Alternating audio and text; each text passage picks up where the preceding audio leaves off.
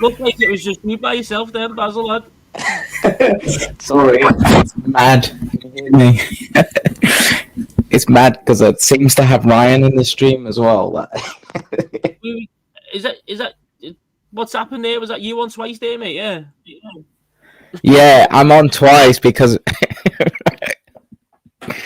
Ryan's left me. Here we go, lads. All right, you've got me to keep you company, mate. How are we? Buzzing? I'm buzzing, but the signal's so bad. So, like, lad, I'm sure we can get it through. You hear me? Hey, what a win, eh? 1-0. I wasn't expecting it. Was you? I wasn't expecting it. No, I'm just trying to get to grip with whether I can hear you. I can hear you, my mates. I can hear you. You're broken up, but I think it's me. Yeah, chat. Let us know whose internet's crap. Is it mine or is it Basil's? I think it's mine because I missed half the second half. I missed the goal trying to get the internet to work. Yeah. Yeah, mate. Have you watched any highlights of the goal yet? Yeah, I've seen it. It flashed up 1-0 and I was like, I didn't even react to it. It was like, it was like I'd already got in. I had no shock at all on my face. It was just like, oh, it's 1-0. Oh, I mean, I'm obviously pleased, but it was like I couldn't quite process it. Like, how did we score? Because we did play well, but I wasn't convinced we were gonna find a way to score. I thought it was gonna be one of those. We've had so many of them where it's a tight game and it just ends up going the other team's way near the end of the game. And this time we've managed to nick it and finally pick up that first ever win in the Premier League at the Vitality. I know. I can't believe it because I know we've never won there. We've never won there. So it's still mad to think that a team, not to discredit Bournemouth, but they're a team who, especially when they first come in, obviously they weren't the biggest, come from the Championship, still not massive attendance and stuff like that. Obviously they've grown and grown over the years they've been in the Premier League. They've bought well. Obviously they've been flying high up until some poor form recently. So it's no surprise now. But when they first come in, it's based on that. It is surprising that we just never managed to get a win there against them. They've always been probably one of 18 bogey teams, to be honest, that we have in the Premier League. But the biggest or snottiest of the bogey teams, definitely. But yeah, finally, who do's broke? I was looking in work before what the record was. I knew it was poor, but it's really bad when you look back at it. I think at the last 10, I think we've drawn 2-2 and 3-3 or something, and the rest of them we lost, including cup games. So this is like a real coup. And it's been Bournemouth who've always been the ones who've put the managers' heads on the chopping block, haven't they? Dyche, Lampard. Did they also do it? Was it also them who put Rafa's head on the chopping block a little bit as well? And we really struggled. Was it with Josh King or something? Or was that was that Carlo? Can't remember. But they've definitely been a thorn in our side. And the best thing about today wasn't just that we've gone there, we've played positive, which I think is what we needed to do. We have I think we're by far the better side. By far the better side. Their fans were getting frustrated. At one point, they were having to go to Marcus Tavernier. He was kicking off back at the fans. So we were by far the better side there. I know we're still not the best at creating chances, but I looked at the end and we had 13 shots to their 3. Yeah, we were definitely more effective than them. I think both sides really struggled for the end product and end bit of quality. Particularly Everton really struggled with the final ball in that first half, and we had plenty of the ball. Once we rid that first 10 minutes riding the storm a little bit of the being away from home and just getting used to it, I thought we dealt with the ball really well considering the team and the changes, and we grew into the game and we looked decent without really penetrating the keeper. We didn't have a shot on target, I don't think, in that first half. And it was how can we find a way to be a bit more effective? But Bournemouth weren't quite at their level that they can be. I think they've had a few poor results, and I think we came into it both off the back of conceding 3-4 goals. Nobody wanted to really go too gung ho and concede. And I think that showed in the game, which was quite tight, and was always likely to be settled on one or two goals. Yeah, I mean, I thought there would be goals in this because Bournemouth have been shipping them in quite a bit. But we don't score. I thought there would have been goals. I thought if there was ever a team we were going to score goals against, it would have been Bournemouth. But I still thought they were going to win. I had like 3-1, 3-2 to Bournemouth down. Probably me being a bit of a pessimist. But we've got 1-0 again. I think we were good value for the win. Like I said, I think we were the better side. And defensively, we're solid. They had the one chance that Pickford made the save on. They had the goal that was disallowed, clear offside. But apart from that, I don't really remember. I barely remember anything from Bournemouth. Can you think of anything else apart from that? No, I know Semenyo had a shot, which I believe that I didn't see because I was reading back that Pickford thing. That's that. Actually, I think I do remember that one where the ball dropped and he just hit it and Pickford saved it. If that's the only major shot to note, then that I can think of. But no, they didn't. And I think testament to Tarkowski and O'Brien at the back, because I thought they played really well and they dealt with pretty much everything, won their battles and headed everything away. And Bournemouth tried to go with the slightly more trickier, younger, unknown centre forward. And apart from the offside goal, they didn't really do much. What did you think when that went in? Did you think that's another Everton right before the end of the first half and they're conceding a goal, or did you think that's offside? No. So I literally, as soon as that goal went in, my words were, because I was literally sat next to Laura. I went, "Fuck's sake, we've Evertoned it." Yeah. So and because it was right on half time, wasn't it? It was literally like seconds before half time.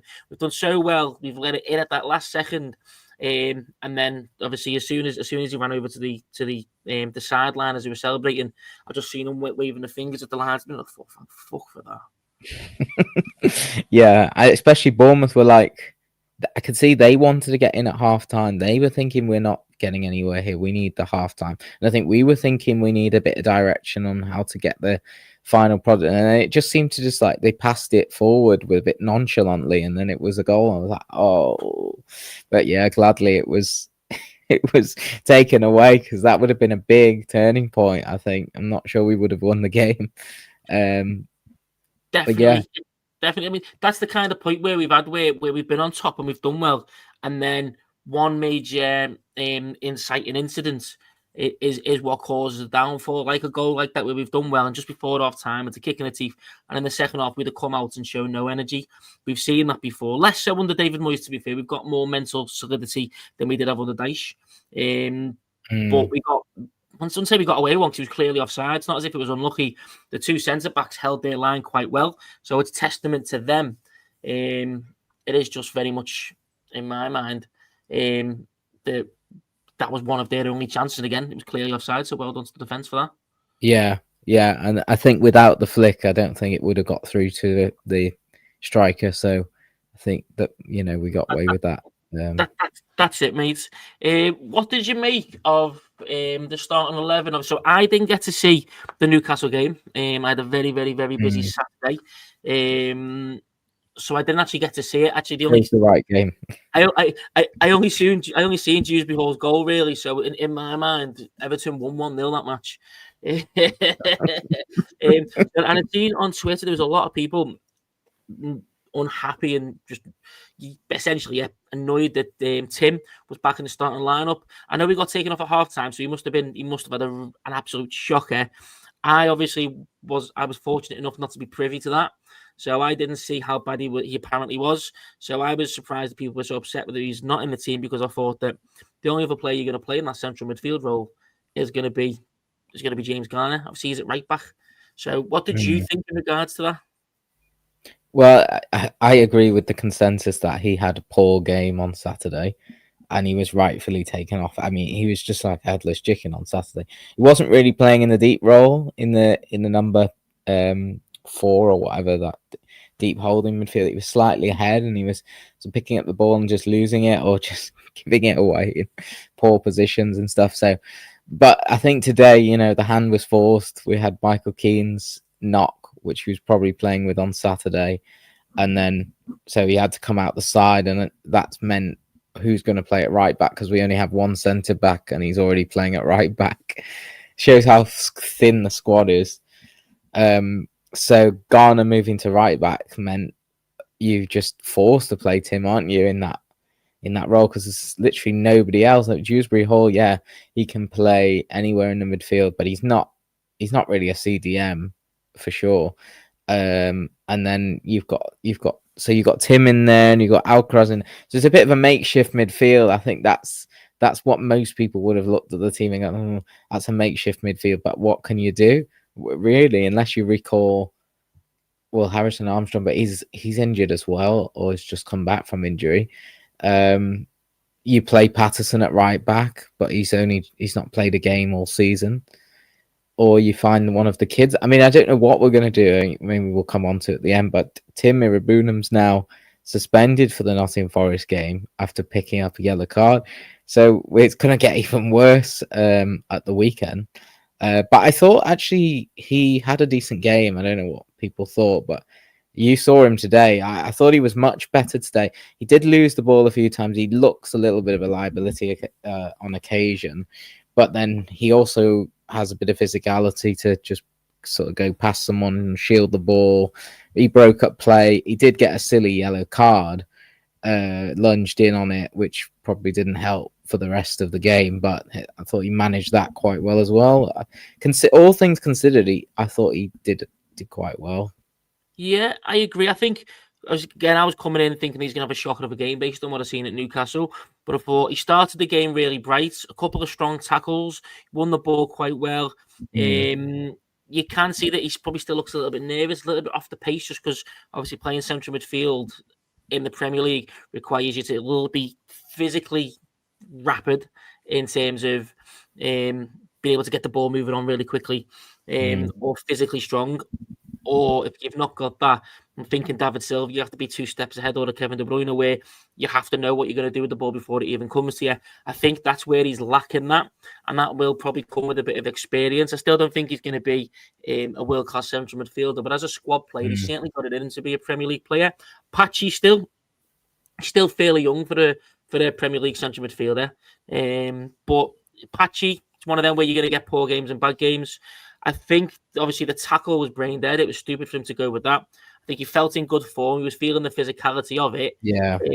But obviously, that yellow card was poor. As people have said, he is suspended now for Saturday, which means probably Garner's going to have to go into central midfield. If Keane's fit, O'Brien at right back. If not, what do we do? Maybe we'll get to that. Maybe we'll get to that a little bit later. And I also think once he got that yellow card, he had to. The game kind of turned, because his physicality and his intensity, along with Dewsbury Hall and Alcaraz, to be fair to them, it was a big part of why we managed to get a bit of a foothold in the game. Once he got that yellow card, I think Bournemouth came onto us a little bit more, so that was also quite risky, because he had to be a little bit more cautious, which meant that we had to drop off just that extra couple of percentage, and it allowed them to get a little bit more possession, a bit more on the ball. And I think that allowed that little bit, that second lull in the first half. Does that make sense? Yeah, I think it also didn't help that he was the only, he's the lone defensive midfielder, really. Like, yeah, Dewsbury Hall is there, but I think if you actually looked at the average positions, you'd almost draw a line with Tim and then Dewsbury Hall in front of him, and then Alcaraz in front of him. It wasn't like a 2 and a 1 or a 1 and a 2. It was almost like 1, 1, 1.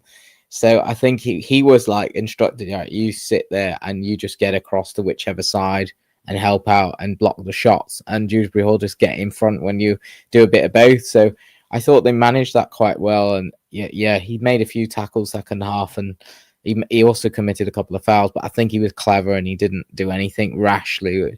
Maybe Moyes said at halftime, but he is a young player.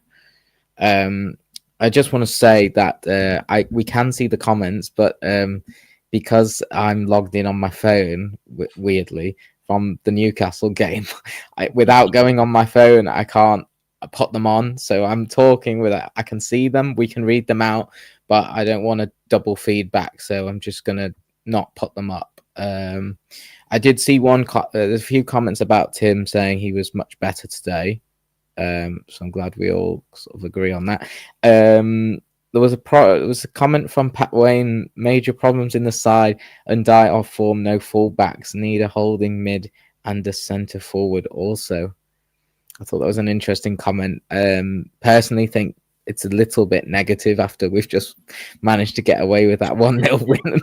But let's enjoy our one moment in the sunshine of winning away at Bournemouth. But I can't argue with the point. What do you think? To an extent, that is fair. It's a fair shout. I don't think I completely agree with it. I can, again, like you said, I can understand where Pat's coming from. I wouldn't call it major problems. Ndiaye's off form, but he's been off form for 2 games now. Yet the Newcastle game, he was poor. I thought he played well against Manchester United as much as he could do. Obviously, being down to 10 men, it stifled what he could do. But a big part of why we were able to stay in the game was every time when we were having to go long at first, this is the first bit of sustained pressure from Manchester United. After the sending off, you're playing the ball long. Tieno Barry was doing fantastic work in the aerial ball, and then Ndiaye was picking it up, and he keeps the ball so well. He's brilliant at it. So I think he was good for the United game. Yeah, his influence waned a little bit because number one, United had the 5 men at the back, so it stretched it, made it more difficult. And then when you've got less men in midfield, it's then easier for United to double up on him. But I thought he done well. Yeah, he wasn't having as many positive contributions or creating the chances, but his ability on the ball and hold up play was still good. Defensively, he was solid. Again, Newcastle, I can't comment because I wasn't able to watch it, unfortunately, or fortunately. And today, he still had flashes of him, done well on the ball, held it up, created a lot of space. There was once or twice when he had the ball, and I think it was one later on where he'd done well, he'd shimmy past someone, we kept the ball for a while. This was like 2 minutes to spare. And then he just slipped it into McNeil, but McNeil was flat-footed. So I think he's still done well. He's got that moment of brilliance. I just think today was maybe a little bit off, but I wouldn't say 2 games is poor form. No fullbacks yet. We know that. It's something we've been dealing with. It's something we've been doing quite well with regardless. I think Garner coming in has been a nice little bit of a stopgap. It's nice to have the flexibility between him and O'Brien if we need to be a bit more defensive. Ideally, we still want the fullback. So I wouldn't say it's major problems, stuff that we definitely know and we're aware of. The holding mid thing, again, I wouldn't say that's a major problem. It's a case of we do need one if we're going to move forward. But for now, when it's we can be solid with it, the most important thing is we need fullbacks. Definitely need a right back, because what that does is it gives you that extra person at centre back, O'Brien, to count on, extra bit of depth, and it means James Garner then moves into central midfield, and all of a sudden your midfield doesn't look that light. You know what I mean? It's just that we use central midfielders and centre backs to play the right back role. If we get a fit, ready purpose right back to come in, it adds some balance to the side. It helps us offensively, defensively, and again, it gives that extra bit of depth in the centre back and midfield positions. Yeah. I mean, Ndai's also going off to African Cup of Nations soon, so maybe there's something in there that it's on his mind. I don't know, but I thought his performance was okay, but nothing exceptional. I thought it was more like some of the performances last season where he shows glimpses or does things in the wrong areas. Where this season he's generally kept his dribbling up the pitch and gone past people, put really good balls in, or got on the end of things. It was more like last season where he would dribble a bit too in the wrong place and maybe lose it, or he'd show a good dribble at one point, but it didn't lead to anything. I thought but he still works really hard, and his baseline level is still obviously much better than McNeil and Dibbling, because they can't seem to dislodge any of the players in our attack. And I think when if a player in poor form is still putting in 6.5s, 6.5s, which is fairly average, then that's not really bad. Do you know what I mean? He's just putting average games. I just wouldn't say it's bad form. He's just not in. He wasn't electric as he has been a little bit in that area before that. So again, like I said, mate, I just don't think it's a major concern. But I understand where he's coming from. Fullback, definitely. I'm liking what I see more and more from Tieno Barry as well. In regards to Barry, in fact, before that, I'm just going to reply to Flash. Flash, I think at some point, as a little Christmas present to you, I'm going to have to get Laura to pop in to say hello, just to give you a little Christmas, just to shut you up for Christmas, Flash, mate.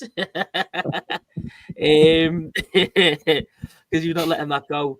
What do you think of Tieno Barry up front today? What do you think of the chance as well that he had? Do you think it was a bad miss, or was it more good goalkeeping from Petrovic to deny him? Was this in the second half? Yeah, it was. It was the one with the ball was bouncing around. Was it Dewsbury Hall played it forward? Fell fortunately for Alcaraz, then knocked it into the path of Tieno Barry, who was running at good pace. To be fair, he controlled that in a way that I know Beto never would have been able to. And then obviously when he had that in the 6-yard box round about the penalty spot, he had the left-footed chance, didn't he? Tried to dink it over him and obviously deflected off the keeper out. I don't think I saw that one, to be honest. That was when my wife, one of the episodes of when I was refreshing the page, I think. Well, we'll move past that a little bit, but yeah, I think in the comments, do Basil's job for him. Let us know what you think in terms of Tieno Barry's chance on goal. Do you think he should have done better? Do you think he's done well and Petrovic done well? Let us know. I think for me, mate, I think it's a case of it was still a bit of a heavy touch, but he was running at speed. He's composed himself quite well. And you look at it, the angle that he's at, I thought at first, oh, he could have done better here. Now, maybe really elite strikers or somebody who's in bang form might find a way to knock that past him. But the angle that he was on and the pace he was going, I think Petrovic shut the angle down fairly well, made it quite tight for him. So at that point, his only option really would have been to chip it over him. So I don't blame him. I'm surprised. It's what I would expect the striker to do in that position, considering the how the angle was closed down to him. So for me, I thought that was more about Petrovic doing good goalkeeping than him. Thought he had another good game. His not only is he winning headers and flick-ons, but he's getting them to who he needs to. And there's times when he had two defenders on him, and he was able just to do a nice little flick with his foot, and it'd go to someone. So he's and where he didn't do that at first, so you can see he's getting used to the physicality of the league. And it's not a case of he was weak and he's got stronger. It's a case of he knows, he's probably knowing that in the previous league, if you were to put that kind of strength in, you're going to give away a foul. So now he's learning what is and isn't a foul in the physicality in this league. And he can do it with more confidence. And when he gets to that point, he's bringing a lot more players into play.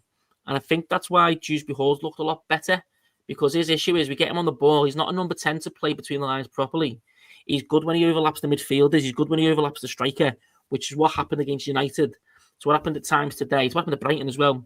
And Barry being able to come in and win that ball and flick it on. And when he's bombing forward, Dewsbury Hall and Alcaraz as well, it really, really helps us just in that transition. It gives you an extra man going forward. So I agree with Flash again. Stick with Barry. I think he's doing very, very well. And I do think time will tell. He will score soon. I see him scoring in the next couple of games. Yeah, he certainly puts in some good, intelligent touches. Can you hear me there? Because I think my connection might have just no, mate. Loud and clear, mate. Like you're on X Factor. I thought he's quite intelligent with his hold up play. He doesn't just sort of let it bounce and win that thing like Beto. He'll win 40-50% of his duels, but they just go to no one or out of play or whatever. Whereas Barry, he looks like he knows what he's doing, and it's more convincing. He had a shot that I did see that he scuffed a bit, where James Garner played to the edge of the box and edge of the 6-yard box, and he scuffed it over, which was a shame. I'll have to have a look back at the one you're talking about, but it seems like he is growing into it, and surely it's only a matter of time before he gets this first goal. Yeah, I agree. I think the one what you're referring to where he absolutely skied it, didn't he? The amount of effort he's put into that when he just needs to be a little bit needs a little bit more cute, take a bit more care with it. You know what I mean? You wrap your foot around it. But he's tried to put his foot right through it, and that's where he's caught. It's come off the outside of his boot, it's gone up. So again, I think it's a case of he's a victim of his own determination, if you know what I mean. He's desperate to get that goal. I think that'll settle him down quite a lot. Similar to what we're seeing with Beto at first last season. He got that goal and then he come in, he done well. But I do think Barry's a much more technical player. Once he gets that goal, and he's shown that at Basel, he's shown that at Villarreal. Once he gets a goal and he gets that confidence, he does well. I know he likes to peel off from the defender quite a bit. It's great in the build-up, but I would like to see him just get on into the box a little bit more. I think that is one thing we could do in the winter. Is maybe not a striker to replace Barry, but someone else as an option who is going to play, wants to be on the penalty spot a bit more. So late on in games, when maybe not now, but when we're chasing it, we've got someone who's going to be in that exact position. It's the only thing I think we can improve in this strike department, which is going to get us the goals. Yeah, I can only hear bits of what you say, which is not very helpful. That's okay. The mates just waffle. Hello, Daniel Barton, mate. How are we? Thank you for joining us. Yes, 9 points from 12. Going to win the league. Here's one for you. We are 9 points from the top of the table. We are 10 points from Leeds in the bottom three. So we are officially closer to being the champions than we are to relegated. So just to repeat that for you, Basil, mate, as you've come back in, you have the costume change, or has the lighting changed? I'm on my phone because I just thought I just used my mobile data for 10 minutes because anyway, I'm just struggling tonight. Bayern's left us in it, so I was just saying there, Daniel Barton said going to win the league, but we are literally close to be 9 points from the top, 9 points from Arsenal at the top, compared to 10 points away from Leeds in the relegation zone. So we're literally closer to the top of the table than we are to relegation. Never mind the actual bottom of the table. Wow, yeah, it's been a long time since we said that. I know. We've gone level on points with our rivals, I guess, as well. We have. If the Macums up north can come down here and do a job against them lot over the park, we'll go back over them on goal difference.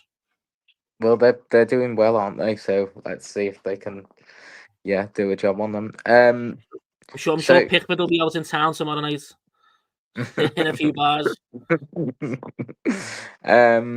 Should we talk second half, or I don't know? We're just talking about random stuff, aren't we, to do with the game? So one thing we'll talk about as well, mate. Obviously, Michael Keane injured for the game today.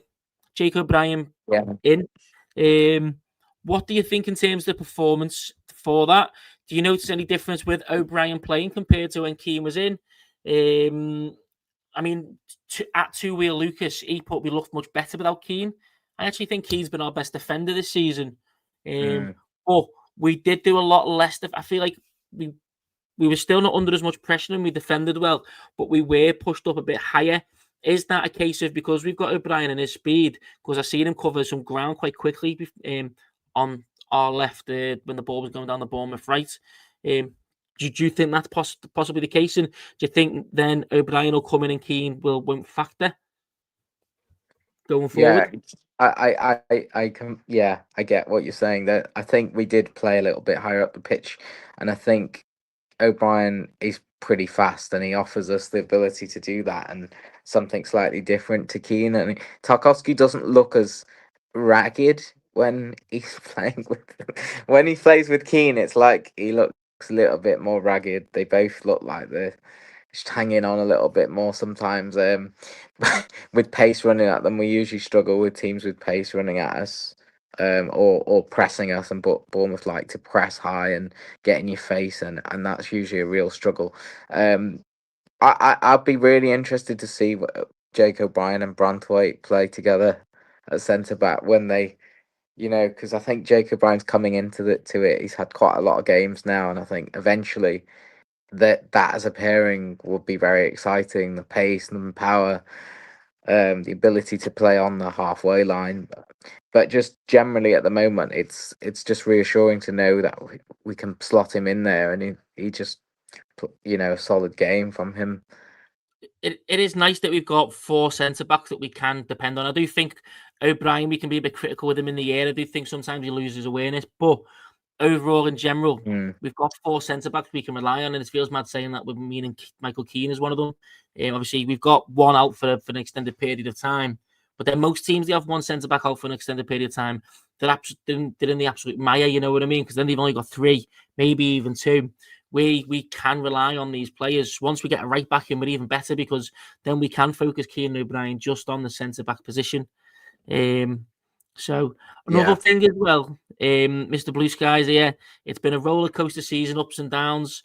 And I think I said it in the preview with Jan that the season has been like that for us especially. But for a lot of teams, it's been anyone can beat anyone this season. It's shown that again today because we've beaten a team we haven't beaten away from home since they've been in the league. So it's one of them where you just do not know what you're going to get with Everton. Yeah, it's almost like you predict the opposite. You think, yo, Everton at Man U, they just don't do anything. Just we'll lose that. Bournemouth, yeah, write that game off. You know, it's just the games seems to be working in reverse. And Newcastle at home is usually a game where like really up for as a crowd and as a fan base and the team, and you know that just went to misery. So I don't know what that means for Forest because I think we have a great record with Forest, to be fair, either. So, yeah, let's see. I mean, we're winning 3 games out of 4. Could Everton make it 4 out of 5? It just, you know, that would really be a statement of intent, I think, at that point, with such a depleted squad. You know, you've got that lad at United. If United win so many games in a row, you'll cut his hair. Imagine if we had that to be able to be a bunch of John Heads in town, like absolutely shitting themselves with Ketwigs, thinking like this is all going to get chopped off soon. Fear in the barbers. Yeah, I'm just having a little look at our head to head with Forest. Apparently, the last 10 matches, we've won 6, they've won 2, and we've had 2 draws in there as well. So we've beat them 1, 2, 3, 4. We've actually beaten the last 4 times we've played them. Kept a clean sheet every time, and then 2 draws, and then 1-0 Forest, 2-0 Everton. But that's going all the way back to 1999 at that point, once we go back to 2 draws in the 22-23 season. Since then, we've actually won. We've beat them every single time. We beat them home and away the past 2 seasons. Yeah, I think my memory is lingering on to those early moments when they got promoted and we couldn't seem to beat them. A bit like Bournemouth, but that record, obviously, we put to bed and we've done well recently. That's 2 bits of bad juju ousted, isn't it? Obviously, the Old Trafford one, the Vitality Stadium one. So I think Moyes has got like a witch doctor in, or someone's there whipping chicken blood or something all over Finch Farm. We're starting to break some ducks that we've got.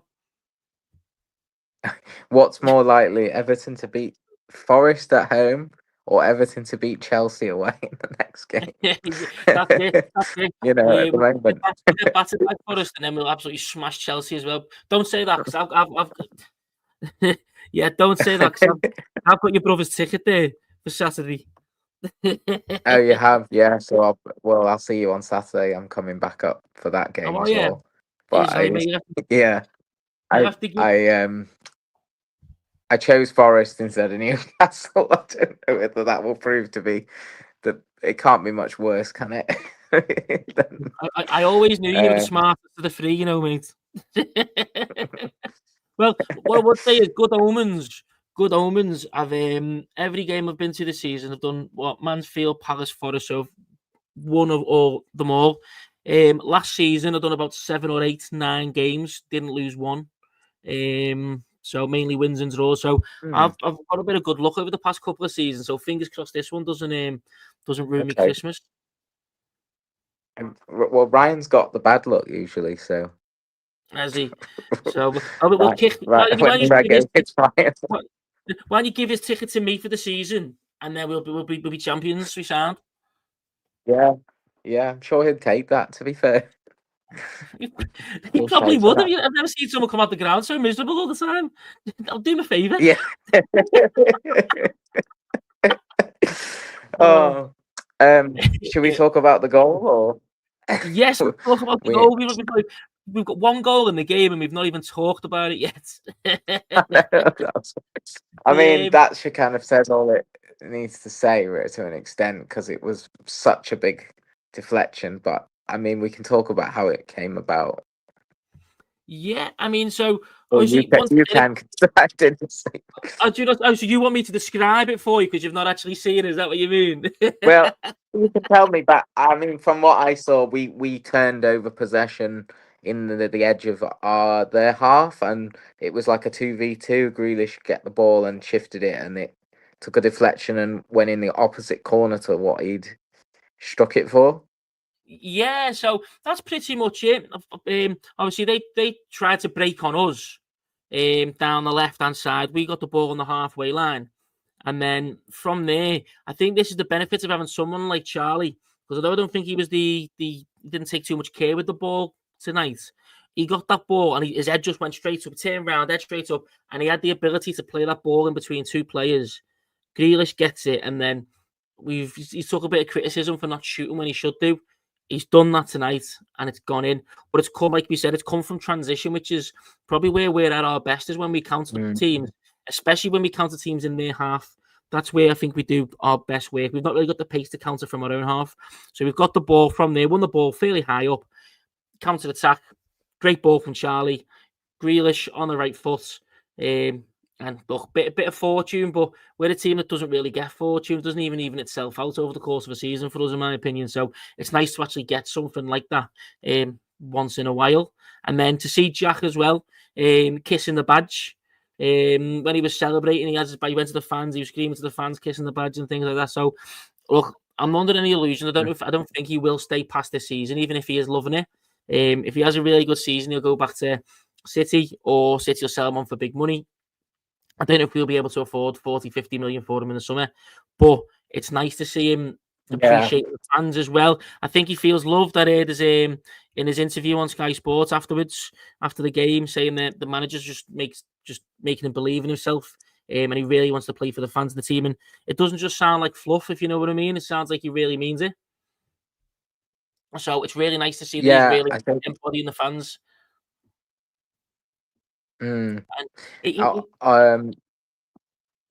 go on. You. I was going to say, when they were doing the interview, he even said that he even picked up on the fact that we've never won there, at away at Bournemouth. So he's clearly got his eye on the record. He's clearly not just someone who's going in, picking up a paycheck and then playing football. He's immersing himself in it. He knows what's going on. He knows statistically where we're at with other teams. So he might not be feeling exactly how we're feeling, but you can see he's wearing his heart on his sleeve. Yeah, I wonder if it plays on their mind at all. But obviously for him, it's more like, I just want to beat the record. Mentally, he's not going to be taken aback by that. I didn't see really that celebration, but I could see he was passionate in that celebration, and I saw a bit of that interview. And yeah, it does seem like he really enjoys it. And, they say fortune favours the brave. And he was brave to take the shot on, which he needs to do more. I don't think his performances in the last 5 or 6 games have been that great. I mean, they've been good decent for they've been average, but for him as a top player, average is a decent performance. So I don't think he's been bad at all, but he's just not been as effective. And I think because he's been crowded out by 2 players, 3 players every game since those first half a dozen games where he was having a bit more joy. And I think, yeah, it'll be interesting to see when we go back at the end of the season. If it was right now on the table, I think the conversation would be, he's not doing enough to justify 50 mil or whatever. I think it would be like, look, he's 31, he's doing well, but he's not 50 million. So we either negotiate or you're going to have to take him back. So we'll see how that kind of plays out, I'm sure he'll be in demand regardless. But let's see if he he he might not want to go anywhere else anyway. He might want to stay because he obviously enjoys it. So that might work in our favour a bit. City might sell a bit less. That's it. I think obviously he's got big wages. He's going to have a big fee. I do think we'll be able to negotiate the fee down as well. But it will be something. It'll be a conversation that will have to be had. It's not going to be something that's guaranteed. Is it? So no, I do agree with you, mate, and I do agree that his performance hasn't been to the level that we want from him. He's still whipping balls in. To be fair, we've just not been able to make the most of it ourselves. But he's a player who, like I said, he draws players around him, but we've not been able to work we've not been able to utilize that to the best of our ability. But even when he's still poor, he still has moments of magic, and obviously this one was quite fortunate. But Yeah. it's like you said, fortune favors the brave, and if you're the kind of player who will buy a ticket, but then you're the kind of player who at least has a chance of winning the raffle. Too long, we have players who, and we've seen it in the first half of times, will just pass the ball around and maybe not make that kind of take that kind of risk. Which again brings me on to the next point: is Charlie Alcaraz playing? He's a lot more positive. I said about the goal; he literally got the ball turned around and then just played it straight through to Grealish. He's another one who will get the ball and he'll just try and whip the ball, or he'll try something a bit more ambitious, which may not come off all the time, but it still does. I think him coming in the team today was really, really good. I was worried we'd get overrun. He has got the energy, but he's not got the strength or the defensive tactical nous. But it allowed us, as him coming in as well, allowed Dewsbury Hall to play deeper. Charlie Alcaraz obviously would maybe come deep. Dewsbury Hall would drift forward. And there was a nice couple of little triangles between Alcaraz, Dewsbury Hall, and Grealish, which I've said I'd like Dewsbury Hall to play the number 8 because it allows these kind of, like Mr. Blue Sky says, players rotating and moving around the pitch, keeps the opposition players on their toes, and it worked well. There was times when Grealish was coming in, Alcaraz found himself out wide, and it was Dewsbury Hall who'd go down and whip the ball. And so, again, it's something that we should have done a bit earlier. But giving Alcaraz more time allows us to be a bit more fluid. And we've seen how we've tried to play more expansive, trying to pass the ball, trying to do the shorter passing game. But when your team is too rigid and doesn't rotate, it's not fluid enough, not flexible enough, you can't make the most of it. Your team needs to play like that to get the best of it. And having Charlie in allowed Grealish, Dewsbury Hall to move around like that. And again, for the short passing game to work a bit better. Yeah, the short passing game's definitely improved. I think it'd be hard to argue against that.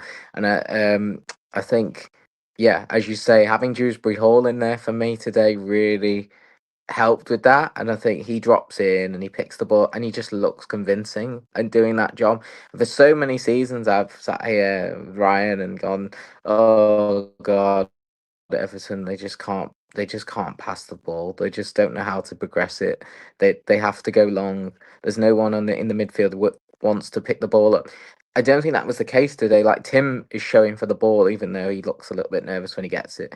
Dewsbury Hall is dropping into pockets, picking up the ball, really smart, turns, got the vision, gets it forward, doesn't do anything too elaborate, but gets it into the right spaces, and it just looks more convincing. And I think, as you say, the interchanges that Mr. Blue Sky has mentioned there, like in the first half, there was about 20 minutes where that was really working well, and I think the ball was firing, around the box at short passes, and then Bournemouth really struggled to contain us. They were just having to like resort to booting it, and then we'd pick up the second ball and we go again and go again. It's just how we can make this evolution, just keep this going. And I think, this is quite early days, but it's whatever we're working on is obviously improving our possession and our ball ability. I thought there was moments in the second half, and particularly the end of the first half, where I could have froze the screen, and I nearly did do some screen grabs. I thought we were a bit static and we ran out of energy, and Was that not just the signal? the interchanges didn't happen. Was that not just the Wi-Fi? Yeah. I thought I saw, yeah, like frozen up thing, and I was thinking, how are we gonna get the ball through? Like, okay, it's all right, we're picking the ball up, Grealish or whatever, and Dewsbury Hall, and Alcaraz, but they're going sideways, and Bournemouth have got 8, 9 players behind the ball. We're not moving, so I think there's still maybe that's just tiredness and 3 games in a week. And there was moments where we did look like we were just trying to take a breather rather than going for it. I think what proved to be the case was that we were playing away from home. We don't have that much energy today. We've got to conserve a little bit for the weekend as well, and just try to pick our moments. And in the end, it was both teams trying to find the winner, because the game was for the taking for both teams. No goals, not massive clear cut chances, and I think it just came for us because of transition. With Bournemouth committing and us committing, and it just fell in our favour. On the Alcaraz thing, I thought I agree. He's a bit unpredictable. I think that's why he doesn't get in the team that much, because Moyes can't like trust it. But I think he works really hard, sometimes too hard. Like he just like overcommits himself, or gets booked silly. But I do like him. But I'd be interesting to see. I don't think Moyes would go with this if he had the choice. I think Dewsbury Hall plays in the 10 regardless. I think the natural evolution is that is as a deep lying midfielder, and Dewsbury Hall on the left in an 8, and somebody else on an 8 in the 8 on the right, whether that's Roll or maybe that is Alcaraz. But you've got to have a really good deep lying midfielder there who can mop up and look really convincing and work on their own. What do you think? Yeah, I mean, I've been advocating for Dewsbury Hall to play a little bit deep, because I do think he's a number 8. He said it himself. He's a number 8, then he's a 10, then he's a standard central defensive midfielder after that. And he does, like I said to you earlier, he does his best work when he drives forward, when he overlaps or underlaps. That's when he does his best work, when he's running from deep, not when he's getting the ball in short areas, because he's not a number 10 who's going to do that. That is more Charlie Alcaraz. He's the kind of player who'll turn on a sixpence and then look forward. Dewsbury Hall's good. We've seen him when we counter attack. We get the ball deep and he brings it forward. He's not rapid, but he's got pace. He's tenacious. So I do agree. I think there's 2 ways you go about it. Like you said, you have a number 4. You have the holding midfielder, the deep line one, the pivot. And then you have 2 players who can play central midfield, if you want that solidity that Moyes likes, who aren't necessarily number 10s, but the number 8s and the very progressive 8s as well, who are technical, Mail and Roll, and what you said. I do also, to be honest, I would be happy with Dewsbury Hall, Garner, and Alcaraz. Alcaraz is the 10, Dewsbury Hall is number 8, and Garner is number 4, because Garner is happy to sit deep, and he is good on the ball, so he'll be able to dictate the play from deep. The issue you've got with that is if you come against a physical central midfield, it's difficult, because all the lads are hard workers. None of them are physical, so you'd have to be really on it, and you'd have to be able to. We probably could do with some pace out wide for that. So when the physical players do close you down, we've got that out ball, which we do kind of lack that. But I do think there's an opportunity there. Maybe we just need another holder midfielder in instead of Garner, who's really physical, but also really who's very good in that holding role. Richard Rios at Benfica, who I like.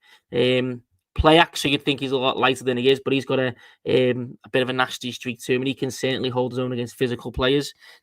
Doubt we'd get him from Benfica though. So there's to be honest, Anton Stach, who's at Leeds, he's one I like. He's been probably one of their better players this season. He's someone who'd be perfect for that role. He's big, he's strong, 2-footed, very good on the ball. Could still do a bit of adapting to this league, but yeah, no, I agree with what you're saying in regards to it. I do think he's a number 8 more than number 10, and I think Moyes, like you said, whether what I believe doesn't mean jack if David Moyes doesn't want to do that. If he's only going to play a proper number 10 of his hands force, because we know he's pragmatic, we know he's defence first. That's why he plays with 2 holding midfielders and a number 8 and a number 10. I wouldn't mind that if he's just started maybe changing things earlier where we needed, i.e., taking off one of the holding midfielders for take up for an Alcaraz or something like that.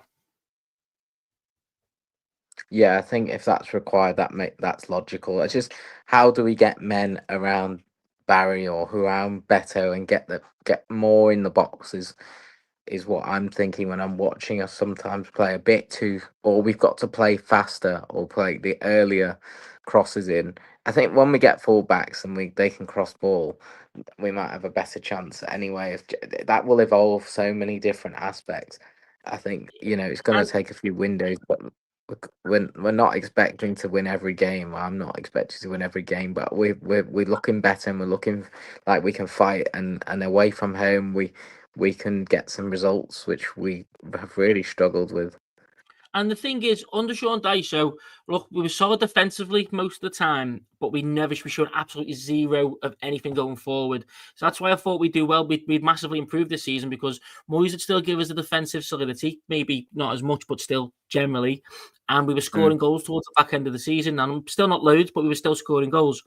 We've massively improved our offensive output, even if the striker situation is maybe not reflecting that, but the team as a whole is still scoring a lot of goals. Well, not a lot, but they're scoring a lot more goals than they were previously. And that's allowed us to go much further up the table with these 1-0 wins, whereas usually it'd be a 0-0 or a 1-0 loss. These are where we get these extra wins from being able just to get them goals. Players who will just have a pop. And I think, imagine if we had then strikers or the team was getting even more goals, we'd shoot even further up the table because there's other games where we've lost 2-0, we draw that 2-2, and that's where you're just changing losses to draws to losses, and the more goals you get, the more chance you have of doing that. Again, I don't necessarily think it's changing Barry as a whole. It'd be another profile striker to complement Barry, whether that's in-game swapping him directly or in-game putting him on at the same time, i.e., like a Jermaine Defoe, someone who would, I know he's too old now, but what I mean is the Defoe type player, someone who might not do a lot of work in the game, but will always find himself in the right place in the box. Someone who's got just an old school finisher. And like you said, fullbacks, because the fullbacks that we've got, I think Garner's doing okay, but they don't give you as much of the natural width as they usually would, and they don't overlap as much as they would to give the extra space for Ndiaye, Grealish to come in, to open it up for them to take the cross, or for them, like you said, to have the ability, because it's their actual job to whip a crossing as well. And then if they're doing that again, your defenders are going to have more to. The opposition defenders are going to have more to deal with because the fullbacks are going forward. They're able to do their job, which means Ndiaye and Grealish can actually go into the box and add another body in. So I think another profile of striker, certainly. And we need a right back. I think we need both of them in January. I think it's important we get a right back in January. And we need to spend money on one. And then just a different profile of striker. Yeah, I can't disagree with any of that. I thought I'd mention, I guess we'll wrap up shortly, but Garner's set piece delivery on the corners I thought was pretty good. And one of them nearly went in, and I wouldn't be surprised, based on the last few weeks, if one does just creep in at some point with with putting a couple of men over the keeper to give him a chance of trying to whip it into that corner. And the thing is, something like that, if he's got that in him, because his set pieces got a lot better this season, his free kicks have got better, his long shots and his corners. If he's got that whip, like you said there, either one's going to go in one day, or the other teams will have to start putting multiple men on that corner, on that post. And then it means then the men at the back post on the penalty spot are going to be more free. It's all about you creating uncertainty on one side to then give you space on the other, you know what I mean? Even if one doesn't work out, well, then it gives you more chance of the other one doing. So definitely them set pieces are getting much better, and it's increasing his value within the side. He's not just a utility player. He's not just, we were talking last season, he's not just someone who is going to be a squad player, but he's becoming a big part of this team. He's one of our better players so far this season. His versatility as well. But them set pieces are fantastic. You are right. He looks really solid. It doesn't matter where he plays. He's one of those who's very rarely going to deliver you a poor performance. Like he just does the things right. Like his touch is decent. He play it. He's got intelligence. He play those calm passes out. His defending is not erratic. He's in the right area. He just never seems to look bad, which is really good. And I think that's made him like sort of undroppable cog in the team. He's a cog in a machine rather than a standout, but he's just very good at doing it, and he's getting better and better. But you need players like that. Look at, I'm not comparing him to the same level, but James Milner played so many different positions, was still a very good midfielder, but played so many positions, was very thorough, didn't do anything, but never did anything fancy or anything like that. But he could take set pieces. He could play multiple positions. He was solid, and he'd always give you a consistent game. He'd always give you a solid game. And I think we're getting more and more of that at Ghana. And long may it continue, and hopefully, long may he get better and keep improving as well. Because he's still not he's coming into his peak as a mid-central midfielder, but he's probably still not there either. So hopefully he improves and he then grows with the team. Saves us having to drop 40-50 million on another midfielder. Yeah, definitely. Do you have any more things you want to go through, or should we start to wrap up? Should we wrap up? Yeah. No, look, mate, for me, well, I think there's going to be a preview tomorrow. I think there's going to be a preview tomorrow or Thursday, Friday. I don't know. It's going to be this week. Got another game in a couple of days, so we'll have another video, I'm sure. You were going to come on to say something or round something up. No, I was just going to say, look, thank you to everyone who's joined us. We appreciate it. Hope you all have a good night. Hope you all go into work tomorrow nice and happy, and I hope you go into work on Thursday even more buzzing once the Red Shower lose to Sunderland. Anyone who has joined us, thank you. Like, subscribe, we appreciate it. Up the Toffees, basically, mate. That's all I need to say. Everton and Magic. Yeah, pressure's off tomorrow. Just enjoy watching it, and hopefully we can get the popcorn out for that one. That's it. Right, enjoy the win. Great win. Soak it in. And we'll see you next time.